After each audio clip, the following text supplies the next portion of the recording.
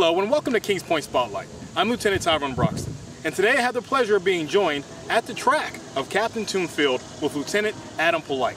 Lieutenant Polite is a 2006 graduate of the United States Merchant Marine Academy, where he majored in logistics and intermodal transportation management. Lieutenant Polite, thanks for joining us here today on Kings Point Spotlight. Lieutenant Broxton, glad to be here. So now, as I always like to do, give the people an opportunity of learning where you're from. You've lived in a multitude of locations, so tell people where you're from and what high school you represent. All right. Well, I was born in New York City many years ago, in 1983, and I moved from there shortly after. I moved over to Connecticut. I represent a small town in southern Connecticut, about 40 miles outside the city, called Westport, Connecticut. Went to Staples High School, ran track there. You know, loved it. Had a great time. And now I came here. I came to Kings Point here, and so far my life has been pretty good thus far. Pretty good so far? Yep. Pretty nice, pretty nice. Now, you graduated in 2006. Hard to believe that it's been 4 years. I mean, it's unbelievable. I'm getting old. Yeah. And you chose to work in the maritime industry. Where did you land upon graduation? Where did I land? Well, when I graduated from Kings Point, I started out with this company called Kirby Inland Marine. It's a small, actually I shouldn't even say small, it's a pretty large tug and barge company based out of Houston, Texas. And I did that for a little bit of time, and I pretty much decided that I wanted to stay shoreside, be closer to home, things like that. So I picked up a job at a company called APM Terminals, which is primarily a shipping company, or excuse me, it's a terminal operations company that handles all the ships that come into the terminals, container operations going on and off the vessel. I help oversee that operation. So, and a lot of the planning and whatnot that goes into streamlining that process as much as possible. And when people are driving on the New Jersey Turnpike and passing by Yep. Newark Airport, and you're looking over to your right-hand side or your left, depending on what direction you're going, north or south, maybe you'll see a lot of those containers. You might see me on the radio calling somebody, doing something. I'll be there. You'll see me. All right, very good. Now, one of the competitive advantages at Kings Point is the fact that you have the option of going active duty or being a member of the reserves. And a lot of that is because we're more so focused on developing and harvesting shipboard officers to work in the maritime industry. Why did you choose the maritime industry over active duty service? Did you come close to choosing the military, a military option? Come closer to, I came a lot closer than I ever thought I would, to be perfectly honest. When I first came here, I was thinking that I had absolutely zero desire to go active duty. I was strictly focused on the maritime aspects of the school, and going out, getting a job, making some good money. And while I was here, a lot of different individuals, a lot of different things. I learned a lot more about what the military is about. So I did come close. I was thinking about it as an actual career path. And just learning a lot of the different things that it actually had to offer and the support that they provide you, it's very appealing. But I think for the most, in the end, obviously I chose the maritime industry for a multitude of reasons. Like I said, stay close to home, make a little bit of money, especially when I come out. I eventually wanted to go to grad school, so I figured I'd be able to establish a residence and be able to pick a school based on that, and just kind of further my education beyond the undergraduate degree. So that's primarily the reason why I chose to the maritime industry as opposed to active duty. But trust me, I did strongly think about it for a bit of time, a lot more so than I did before I got it. Which is a great luxury to have, being choosing this institution. Exactly. Now, you were a strong sprinter on a track and field team. I like to think some other schools were very interested in you. Why did you choose Kings Point? Yeah, why I chose Kings Point? Well, primarily, to be honest, I got a letter from the track coach, much like other letters that came in the mail, and I had never heard of the school. I had no idea what it really stood for, but I went over a lot of things with my father and whatnot, and my parents, and he had said, he looked into the school a little bit, I looked into the school a little bit, and they had said to me that, this school, there's a lot of options when you come out of school. And for someone like myself, I was a good runner. Personally, I knew I was never going to be an Olympic runner. And I was looking at the sense that I could run for, a huge school and be kind of an anonymous person and just go through the motions.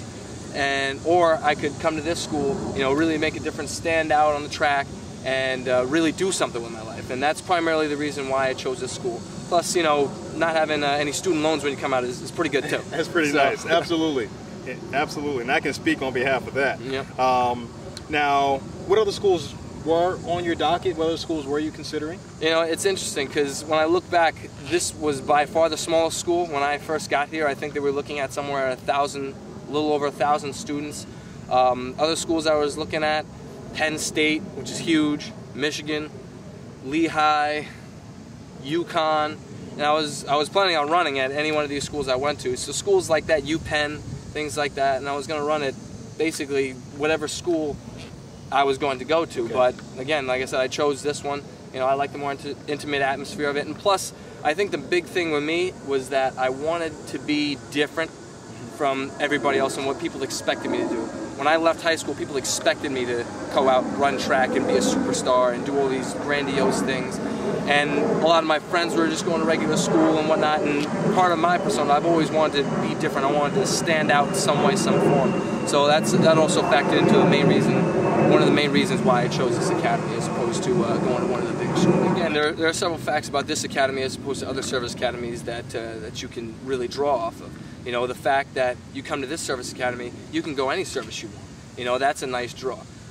Plus the fact that you can go out and get a civilian job if you want. You know, you have the option to go to sea. And the nice thing also about this academy is that they provide you that opportunity to do your sea year, which is really a great opportunity that a lot of people.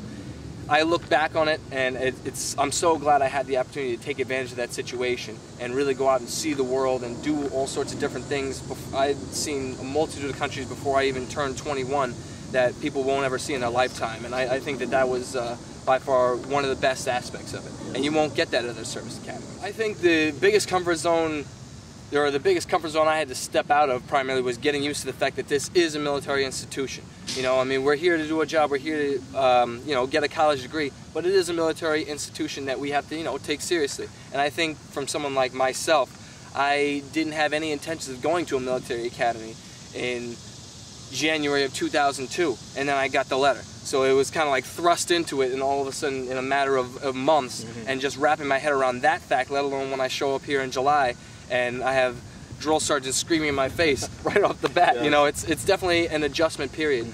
But something I've been good at, and something you'll come to understand, is that, you know, if you follow directions, if you go in there with a positive attitude and a good head, you'll have no problem adjusting here, because they don't want to see you fail. People want to see you succeed, and that's really what you have to understand.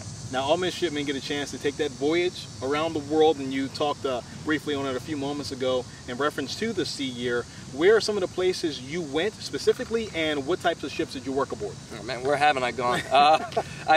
During my sea year, I worked on 3 different ships. I worked on 2 container ships, and I worked on a dry bulk carrier, which primarily carried loose grain and bags of grain over to different countries and whatnot.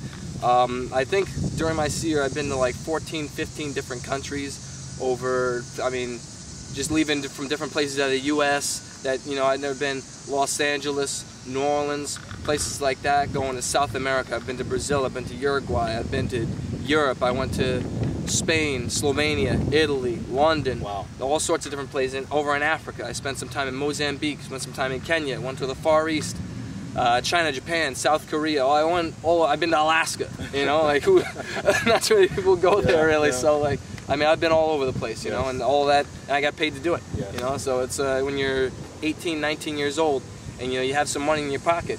It's that's not bad for being able to travel the world and really get a chance to see what these countries and these different places have to offer. I felt that, you know, if you get involved with things right off the bat, you know, you welcome people, people will welcome you, and I think that's really your best way to succeed at this academy.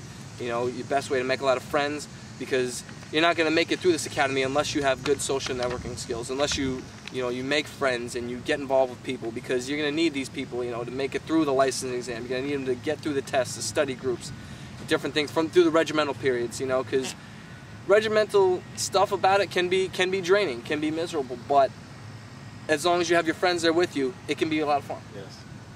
Lieutenant Polite, if you haven't inspired the applicants, I don't know what will. Thank you very much for being with us here today. Thank you. Glad to be here, back in the old stomping grounds. And that concludes this edition of Kings Point Spotlight. For all of us in admissions, I'm Lieutenant Tyrone Broxton. Until next time, acta non verba, and go Mariner.